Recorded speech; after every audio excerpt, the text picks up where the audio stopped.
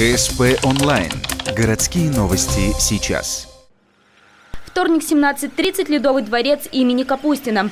Игра чемпионата России по хоккею с шайбой среди женских команд. На льду ухтинская команда «Арктик Университет» и нижегородский «Скиф». Это уже их третья встреча в этом только начавшемся сезоне. В первом тайме уступать не хочет никто, но на 10-й минуте «Скиф» все же распечатывает ворота соперниц. На перерыв спортсменки уходят со счетом 1-0 не в нашу пользу.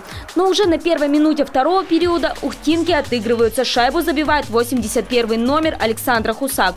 Отличилась и вратарь Татьяна Агаркова, вышедшая на лед во второй 20-минутке.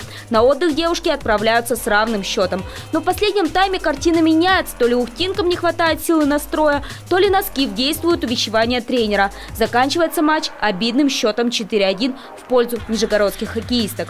Допустили в некоторых моментах ошибки, вследствие чего получили 3 быстрых гола за 3 минуты. В тактических взаимодействиях сыграли немножко неправильно, и что привело к голам.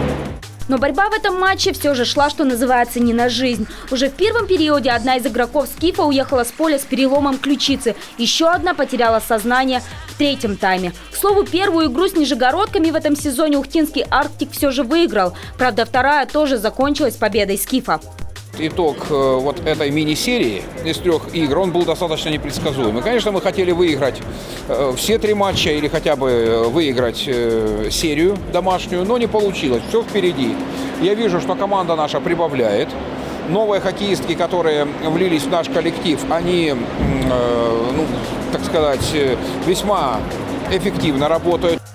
В составе «Арктика» в этом сезоне 8 новеньких. Обновился и тренерский штаб. Так что ухтинской команде нужно просто сработаться. Возможно, тогда чемпионат продолжится для них совершенно по-другому. Правда, времени на притирку остается все меньше. Уже 9 сентября «Арктик Университет» встречается на домашнем льду с уфимской «Агиделью».